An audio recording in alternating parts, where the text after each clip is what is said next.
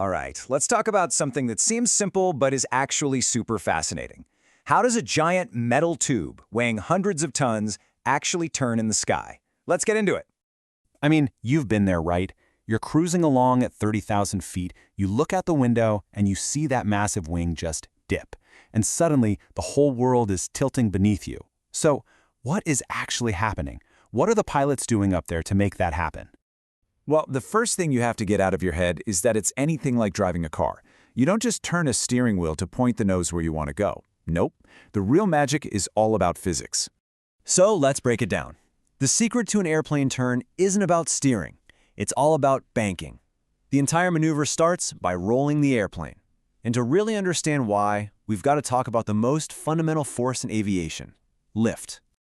Okay, so just picture an airplane flying straight and level. Everything is in this perfect, peaceful balance. You've got the force of weight, which is just gravity, pulling the plane down, and then you have the force of lift from the wings, pushing it straight up. They're in a perfect standoff, totally balanced. But the moment you bank the airplane, whoa, everything changes. Take a look at this diagram here. See how that lift vector is no longer pointing straight up?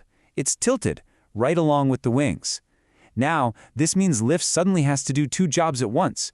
Part of it is still fighting gravity. That's the vertical component. But now there's this brand new sideways part, the horizontal component. And that is the whole secret right there. That new horizontal, sideways piece of lift is the force that's literally pulling the airplane through the curve of the turn. We'll get to what the rudder does in a minute, I promise. But the turn itself, it's all because of that banked wing. Okay, so we know we need to bank. Got it. But, not all banks are created equal. You've got your shallow turns, you've got your steep turns, and then you've got the one that's just right. We're looking for the Goldilocks zone. First up, the shallow turn. This is anything with a bank angle of 20 degrees or less. Here, the plane is actually so inherently stable that it wants to level its own wings. You have to actively hold it in the turn. Then you go to the other extreme, a steep turn. That's 45 degrees or more. Here, the opposite happens. The plane develops what's called an overbanking tendency. It wants to keep rolling even steeper all on its own, so the pilot actually has to apply opposite control to hold the angle. And that brings us to our sweet spot, the medium turn. Right between 20 and 45 degrees, the plane is perfectly happy. It tends to just hold its bank angle all by itself. You roll in, neutralize the controls, and it just stays there. That's the nice, stable turn we're going to focus on. All right, theory time is over. Let's get practical. We're going to put you in the virtual pilot seat right now and walk through the 4 simple steps to execute a perfect level turn. Think of it like a 4-part dance. Step 1, you bank the airplane with the stick or yoke. As you do this, you have to add just a little bit of back pressure, pitch up slightly to maintain your altitude. Step 2, once you hit that perfect bank angle, you neutralize the controls. Just let it ride. Step 3, when you're ready to fly straight again, you roll out by applying a little opposite pressure. And step 4, you neutralize the controls again, and you're back to straight and level flight. Simple as that. And this is basically the view from the office.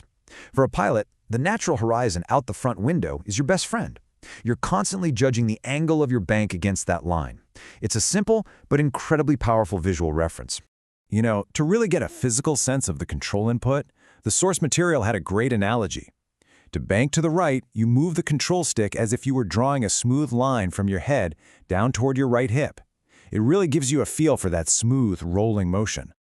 Now, if you only use the stick to turn, your turn would feel a little sloppy, a little off. To get that smooth, coordinated feeling that keeps the passengers happy and the coffee in the cup, we need to talk about a pesky little aerodynamic gremlin called adverse yaw. So here's what's happening. To roll into a right turn, your left wing has to go up, right? And to go up, it has to create more lift. But here's the catch in aerodynamics. More lift always creates more drag. So for just a split second, that rising left wing has extra drag, and it actually pulls the nose of the plane slightly to the left, the total opposite direction of your turn. That's adverse yaw. So how do you fix it?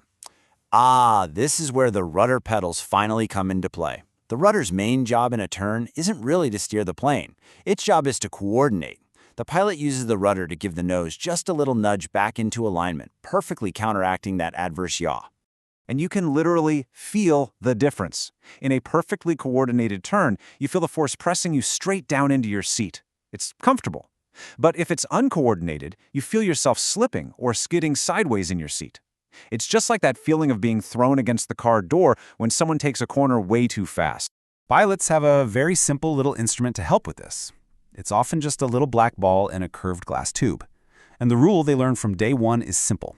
Step on the ball. If the ball slides to the right, you step on the right rudder pedal to push it back to the center. That's it. So when you put it all together, a perfect turn is a beautiful dance. You're banking with the ailerons to create the turning force, and you're coordinating with the rudder to keep it all smooth. But all of this assumes you're flying in perfectly still air. What happens when you're turning inside a moving block of air, otherwise known as wind?